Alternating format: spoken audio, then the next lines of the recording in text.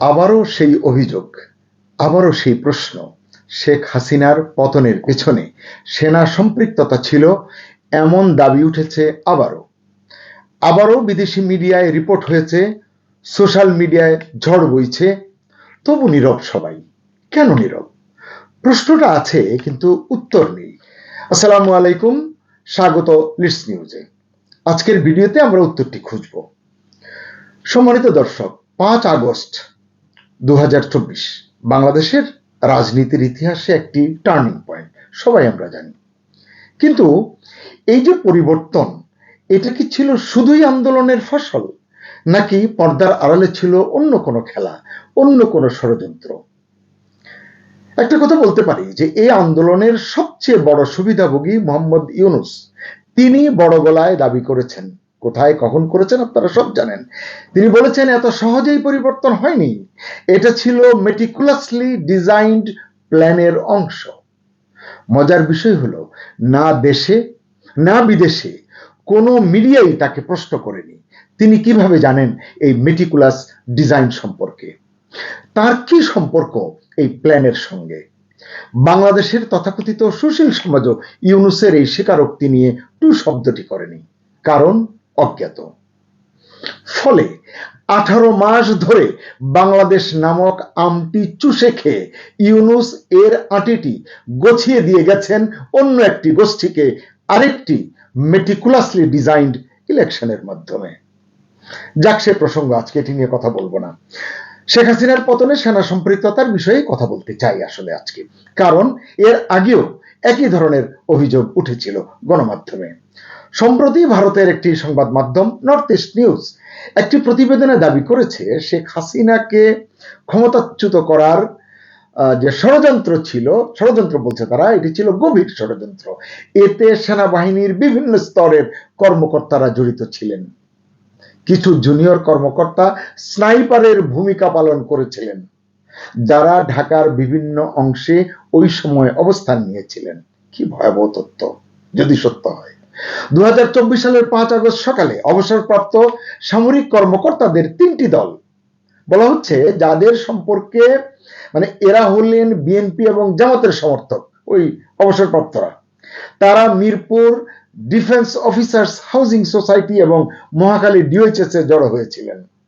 একটি দল ঢাকার ইসিপি চত্বরের দিকে, আরেকটি জাহাঙ্গীর গেটের দিকে এবং তৃতীয় দলটি মহাখালী রেলগেট পেরিয়ে বনানী ডিওএইচএস এর দিকে রওনা হয়েছিল, যেখানে অবসরপ্রাপ্ত কর্মকর্তাদের আরো একটি দল অপেক্ষা করছিল। বুঝুন কি মেটিকুলাস ডিজাইন। এই মিছিলগুলোতে আমাদের এখনই একটি সেনা সরকার চাই, কোট আনকোট, এই স্লোগান দেওয়া হচ্ছিল বলে প্রতিবেদনে দাবি করা হয়েছে। এতে বলা হয়েছে, জাহাঙ্গীর গেটের দিকে অগ্রসরমান দলটিতে ছিলেন অবসরপ্রাপ্ত ব্রিগেডিয়ার জেনারেল সাখাওয়াত হোসেন, যিনি ইউনূসের অন্তর্বর্তী সরকারের উপদেষ্টা হয়েছিলেন। প্রতিবেদনটি বলছে, ডিজিএফআই এর তৎকালীন কাউন্টার ইন্টেলিজেন্স প্রধান ব্রিগেডিয়ার জেনারেল আহমেদ তানবীর মাজহার সিদ্দিকী তাকে ফোন করে বলেন, সাখাওয়াত সাহেবকে বলেন, স্যার আপনি একটি স্নাইপার জোনে প্রবেশ করেছেন, আর অগ্রসর হবেন না, তার জীবন ঝুঁকির মুখে। সুপ্রিয় দর্শক, আপনারা মনে করে দেখুন, ঠিক এই বক্তব্যটি রাওয়া ক্লাবের এক অনুষ্ঠানে বলেছিলেন বক্তৃতাকালে ব্রিগেডিয়ার অবসরপ্রাপ্ত সাখাওয়াত। তার এই অভিযোগটির অন্তত একটি সাক্ষ্য প্রমাণ তো পাওয়া যাচ্ছে। ব্রিগেডিয়ার সাখাওয়াতের ওই যে ভিডিওটি, ওই কথাটি, ওই ক্লিপটি ইউটিউব এবং ফেসবুক খুঁজলেই পাবেন। এটির জন্য তিনি আলোচিত সমালোচিত হয়েছেন ব্যাপক। এদিকে গত 6 এপ্রিল এবছরের এক টেলিভিশন সাক্ষাৎকারে সাবেক উপদেষ্টা আসিফ নজরুল বলেছেন, 2024 সালের 5 আগস্টের 8 দিন আগে একজন সেনা কর্মকর্তা তাকে স্নাইপারদের থেকে সতর্ক থাকতে বলেছেন। বুঝুন, স্নাইপার নিয়ে কি হাইপ তোলা হলো, যে স্নাইপাররা ততদিনে ঢাকার বিভিন্ন অংশে অবস্থান নিয়েছিল। আসিফ নজরুলের সাক্ষাৎকার এবং এই প্রতিবেদনের, নর্থ ইস্টের প্রতিবেদনের দাবি অনুযায়ী এটাও আসলে তাহলে উড়িয়ে দেওয়া যাচ্ছে না। ওই সেনা কর্মকর্তা আসিফ নজরুলের বাড়িতে বা বাসায় তার সাথে দেখা করেছিলেন, আসিফ নজরুল বলেছেন, কিন্তু তিনি ওই কর্মকর্তার নাম পরিচয় প্রকাশ করেননি। আসলে এগুলো তদন্তের আওতায় আসলে সব ঘটনা জাতির ইতিহাসের কারণেই কিন্তু এগুলো উন্মোচিত হওয়া দরকার। 2024-এর আন্দোলনে আপনারা একবার মনে করে দেখুন, এই স্নাইপার ইস্যুটি জনমনে কেমন ক্ষোভ সৃষ্টি করেছিল এবং শেখ হাসিনা সরকারের বিপক্ষে সকলকে ক্ষুব্ধ করেছিল। আমরাও ক্ষুব্ধ হয়েছিলাম। এভাবে পাখির মতো মানুষ হত্যা করা কোনো সরকারের কাজ হতে পারে না। কিন্তু আসলে ভেতরের গুরুত্ব আসলে অন্য খেলায় ব্যস্ত ছিল। সবাই জানেন গণভবন অভিমুখে পদযাত্রার ডাক ছিল 6 আগস্ট, এটি তো আপনারা জানেনই। কিন্তু হঠাৎ সেই কর্মসূচি এগিয়ে আনা হলো 5 আগস্ট। হঠাৎ করে দেশে তখন কারফিউ চলছিল, মনে করে দেখুন। বিএনপি জামাত সমর্থক এবং সরকার বিরোধী বিক্ষোভকারীদের রাজধানীতে প্রবেশ আটকাতে ঢাকার প্রবেশ পথগুলোতে গোলন্দাজ বাহিনীর নেতৃত্বে ব্যারিকেড বসানো হয়েছিল। সেনাবাহিনী এবং সশস্ত্র বাহিনীর প্রধানরা তৎকালীন প্রধানমন্ত্রী শেখ হাসিনাকে আশ্বস্ত করেছিলেন গভীর রাত পর্যন্ত, কিচ্ছু টেনশন করবেন না, আমরা সব সামাল দেব। ঘটনা শুনুন এই প্রতিবেদন কি বলছে। উত্তরার প্রবেশ পথে মানে 5 তারিখের জন্য দায়িত্বে ছিলেন ব্রিগেডিয়ার রফিক। এই প্রতিবেদন বলছে রফিকের অধীনস্থ সৈন্যরা লাউড স্পিকারে ঘোষণা করতে থাকেন কোট আনকোট, কোনো কারফিউ নেই, আপনারা ঢাকার দিকে এগিয়ে যেতে পারেন। জনতা প্রথমে বিশ্বাস করেনি, আসলে সেনাবাহিনীকে বিশ্বাস করে মরবে নাকি। কিন্তু সেনাদের ক্রমাগত যে স্বাগত জানানোর ভঙ্গিতে তারা শেষ পর্যন্ত আশ্বস্ত হয়ে ঢাকায় প্রবেশ করেন, মানে জনতা প্রবেশ করেন। ইউটিউবের বরাতে একাধিক সূত্রের মাধ্যমে আপনারা এটাও জেনেছেন যে 2024-এর 4 আগস্ট রাতে বিএনপি চেয়ারপারসনের তৎকালীন নিরাপত্তা উপদেষ্টা মেজর জেনারেল অবসরপ্রাপ্ত ফজলে এলাহি আকবর সেনাপ্রধান জেনারেল ওয়াকারুজ্জামানের সাথে যোগাযোগ করেছেন। মানে আসলে বলা হয়েছে তাকে ডাকা হয়েছে, এটি ভিডিও ক্লিপও ইউটিউব ফেসবুকে আছে। আসলে যে তাকে ডেকে পাঠিয়েছিলেন সেনাপ্রধান জেনারেল ওয়াকার, তিনি পারেন কিনা।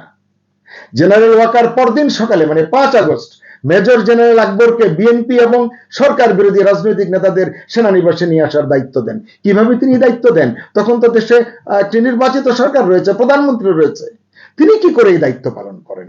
এই প্রশ্নগুলো আসলে অভিযোগ হলে সেটিকে সমূলে বিনাশ করা দরকার, সত্য হলে এর সঠিক বিচার করা দরকার। দেশের প্রতিটি মানুষ কিন্তু সচেতন মানুষ এটি মনে করে।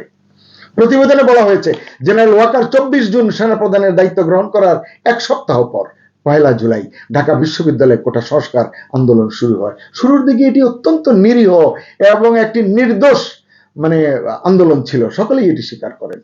অভিযোগ রয়েছে তৎকালীন ডিজিএফআই মহাপরিচালক মেজর জেনারেল অবসরপ্রাপ্ত হামিদুল হক এবং একদল উচ্চাকাঙ্ক্ষী সেনা কর্মকর্তার নেতৃত্বে এই কোটা আন্দোলনটি পরিচালিত হয়েছিল বা সূচিত হয়েছিল।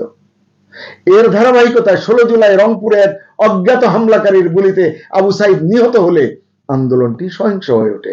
অর্থাৎ এই হত্যাকে কাজে লাগানো হয়। যদিও এই হত্যা মৃত্যু এটি নিয়ে নানান কথা আছে, আমি সে আলোচনায় এই প্রতিবেদনে যাচ্ছি না।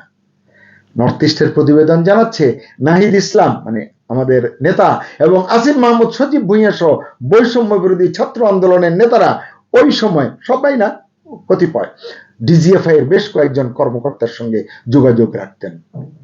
দর্শক, এই যোগসূত্রকে ইঙ্গিত দেয়। সবচেয়ে চমকপ্রদ তথ্য হলো এর আগে একটি কথা বলে, এই যে যোগসূত্রের কথা বলা হচ্ছে, ডিজিএফআই বা সেনাবাহিনীর কোন সদস্য এটি পারে কিনা। যাই হোক, যে চমকপ্রদ তথ্যের কথা বলছিলাম সেটি হলো ঢাকাস্থ মার্কিন দূতাবাসের কতিপয় কর্মকর্তার সঙ্গেও তাদের যোগাযোগ ছিল। নর্থ ইস্ট লিখেছে কোটা আন্দোলন দমনে বাংলাদেশ পুলিশ রাবার বুলেট এবং পেলেট শট ব্যবহার করেছে। তাদের কাছে স্নাইপার রাইফেল বা 7.62 7.62 মিলিমিটারের ক্যালিবারের বুলেট ছিল না, যে দাবিটি করেছিলেন ইউনূসের প্রথম স্বরাষ্ট্র উপদেষ্টা ব্রিগেডিয়ার অবসরপ্রাপ্ত সাখাওয়াত, যার ফলে পরদিনই তাকে স্বরাষ্ট্র থেকে সরিয়ে নৌ পরিবহনে বসিয়ে দেওয়া হয়। নিশ্চয়ই আপনারা জানেন। প্রতিবেদনে বলা হচ্ছে 2024 সালের 16 জুলাই থেকে 8 আগস্টের মধ্যে অজ্ঞাত হামলাকারীদের দূরপাল্লার গুলিতে শতাধিক ব্যক্তি নিহত হয়েছে। এদের অধিকাংশকে পেছন থেকে গুলি করা হয়েছিল এবং তাদের মৃত্যু হয়েছে। সূত্র বলছে পুলিশ এবং সরকারের বিরুদ্ধে জনরোষ উস্কে দেওয়ার জন্যই এভাবে হত্যাকাণ্ড চালানো হয়েছিল এবং সকল হত্যাকাণ্ড সরাসরি সরকারের বিরুদ্ধে এবং পুলিশ বাহিনীর বিরুদ্ধে ব্যবহার করা হয়েছে এবং তার প্রতিশোধ কিভাবে পুলিশের উপর নেওয়া হয়েছে আপনারা জানেন। আপনাদের নিশ্চয়ই এটাও মনে আছে তখনকার এসব হত্যাকাণ্ডের জন্য পুলিশ এবং শেখ হাসিনার ওপর দোষ চাপিয়ে সুশীল সমাজ থেকে আরম্ভ করে বাংলাদেশের গণমাধ্যম সকলে কি ধরনের একটা প্রোপাগান্ডায় লিপ্ত হয়েছিল। নির্ভরযোগ্য সূত্রগুলো নর্থ ইস্টকে জানাচ্ছে এটি ছিল রাষ্ট্রদ্রোহিতা, কারণ ওই কর্মকর্তারা রাষ্ট্রের বিরুদ্ধে যুদ্ধ ঘোষণা করেছিলেন। তখনকার পর্যন্ত এই ঘটনা যদি সত্যি হয়, তথ্যগুলো সত্যি হলে এটি তো রাষ্ট্রের বিরুদ্ধে যুদ্ধ ঘোষণাই নাকি। অবাক করার বিষয় হলো 8 আগস্ট ইউনূস দায়িত্ব নেওয়ার পর না গোয়েন্দা সংস্থাগুলো, না ইউনূস সরকার, কেউই এই হত্যাকারীদের মানে ওই হত্যাকাণ্ডের যারা দায়ী তাদের শনাক্ত করার উদ্যোগ নেওয়া হয়নি। কেন নেওয়া হয়নি? কেউ কি খালাতো ভাই ছিল কারো? প্রতিবেদনটি বলছে ওই সময় 46তম 46th পদাতিক ব্রিগেড এবং 9ম পদাতিক ডিভিশন ঢাকার সামরিক নিয়ন্ত্রণ নিতে দেওয়া হয়নি। হয়তো তারা চেয়েছিল, আমি জানি না, দেওয়া হয়নি এমনটি বলা হচ্ছে প্রতিবেদনে। এবং সরকার ও জননিরাপত্তা রক্ষার দায়িত্বে থাকা গোলন্দাজ ডিভিশন তাদের কর্তব্যে অবহেলা করেছে। তো এই অবহেলা যদি করে থাকে, যে প্রতিবেদন বলছে একটি দেশপ্রেমিক সরকার মাত্র, দেশপ্রেমিক সেনাবাহিনীর শীর্ষ মানে কর্তৃপক্ষ যারা আছেন তাদের উচিত এই অবহেলা কি আসলে ইচ্ছাকৃত ছিল নাকি নির্দিষ্ট কিছু ব্যক্তির নির্দেশে সংগঠিত ছিল, এটি আসলে উন্মোচন করা, এটি প্রকাশ করা। স্পষ্টতই বলা হচ্ছে ওই নিষ্ক্রিয়তার উদ্দেশ্য ছিল জাতীয় পর্যায়ের প্রকৃত ষড়যন্ত্রকারীদের, মেটিকুলাস ডিজাইনের মানে অংশীদার যারা ছিল, সুবিধাভোগী যারা ছিল, সুফলভোগী যারা হয়েছে, বিশেষ করে সামরিক বাহিনীর সদস্যদের আড়াল করাই নাকি ছিল এর উদ্দেশ্য। আমরা মনে করি, দেশের সাধারণ মানুষ মনে করে এই জায়গাটিতে হাত দিলেই হয়তো মেটিকুলাস ডিজাইনের শিকড় শুদ্ধ বেরিয়ে আসতো এতদিনে, কিন্তু কে করবে? সুপ্রিয় দর্শক, আপনাদের মনে আছে এর আগে ইন্ডিয়া টুডে একটি বিশ্লেষণধর্মী রিপোর্টেও একই ধরনের ইঙ্গিত দিয়েছিল, সেটি নিয়ে আমরা একটি বিস্তারিত প্রতিবেদন করেছি, লিডস নিউজে দেখে নিতে পারেন। অর্থাৎ এটা নতুন কোনো অভিযোগ নয়, বরং একই অভিযোগ আবার সামনে এসেছে। দেশের ভেতরেও এই আলোচনা থেমে নেই। ফেসবুক, ইউটিউব, চায়ের টেবিল সব জায়গায় একটাই প্রশ্ন, আসলে কি ঘটেছিল 2024-এর ওই আন্দোলনে? কেউ বলছেন পরিকল্পিত পরিবর্তন, কেউ বলছেন জনতার স্বাভাবিক ক্ষোভ। আসলে সত্যটা কি? বারবার অভিযোগ উঠেছে, কিন্তু সংশ্লিষ্ট কেউ মুখ খুলেনি, মুখ খুলছে না। সেনাবাহিনীর তরফ থেকে কোনো ব্যাখ্যা নেই, আইএসপিআরও কিছু জানাচ্ছে না, বলছে না কোনটা সত্য কোনটা গুজব। বর্তমান সরকার কি এসব অভিযোগ নিয়ে কোনো তদন্ত করবে? এখানেই শেষ নয়। কয়েকদিন আগে অন্তর্বর্তী সরকারের সাবেক উপদেষ্টা আসিফ মাহমুদ সজীব ভুঁইয়া একটি বিস্ফোরক মন্তব্য করেছেন। বলেছেন শেখ হাসিনার পতনের পেছনে ডিপ স্টেটের সক্রিয় ভূমিকা ছিল। প্রশ্ন হলো এই ডিপ স্টেট আসলে কে, কারা জড়িত? তিনি কি কোনো নির্দিষ্ট দেশের কথা বলেছেন নাকি অভ্যন্তরীণ কোনো শক্তির কথা বোঝাতে চেয়েছেন? কারণ এই বক্তব্য সামনে আসার পর দেশ জুড়ে আলোচনা শুরু হলেও রহস্যজনকভাবে সেই আলোচনা আবার থেমে গেছে। কেন থেমে গেছে? জানেন, রাজনীতির একটা অদ্ভুত নিয়ম আছে, যখন প্রশ্ন বাড়ে আর উত্তর আসে না, মানে প্রশ্ন হতে থাকে কিন্তু উত্তর পাওয়া যায় না, তখন গুজবই হয়ে ওঠে সত্য। বিদেশি মিডিয়া এক গল্প বলছে, দেশের ভেতরে নানান গল্প চলছে, এই দ্বন্দ্বের মধ্যেই তৈরি হচ্ছে নতুন ন্যারেটিভ। কিন্তু আমার প্রশ্ন, এই ন্যারেটিভ কে নিয়ন্ত্রণ করছে? কার ইশারায় দেশের মিডিয়া এবং সুশীলরা চুপ করে আছেন বা চুপ করে থাকেন? লিডস নিউজ বলতে চায়, যদি অভিযোগগুলো ভিত্তিহীন হয় তাহলে স্পষ্ট করে বলা হচ্ছে না কেন? আর যদি সত্যিই এখানে এমন নির্মম সত্য লুকিয়ে থাকে, রাষ্ট্রদ্রোহের মতো ঘটনা যদি থাকে সেনাবাহিনীর বিরুদ্ধে বা কোনো শক্তির বিরুদ্ধে, সেটাই বা জনগণের সামনে আসছে না কেন? আইন আদালতের সামনে আনা হচ্ছে না কেন? বারবার একই অভিযোগ, বারবার একই ধরনের নীরবতা, এটা কি কাকতালীয় নাকি এর পেছনে আছে আরো বড় কিছু? দেশের মানুষ জানতে চায় 5 আগস্টের পেছনের আসল গল্পটা কি। গুজব নয়, গল্প নয়, সত্যটা জানতে চায়। দর্শক, আপনার কি মনে হয়, সংশ্লিষ্টরা কি মুখ খুলবেন? অপরাধীরা কি শাস্তির মুখোমুখি হবেন? কমেন্টে জানান আপনার মতামত। ভালো লাগলে ভিডিওটি শেয়ার করুন, চ্যানেলটি সাবস্ক্রাইব করে লিডস নিউজের সঙ্গে থাকুন। সবার জন্য শুভকামনা। আল্লাহ হাফেজ।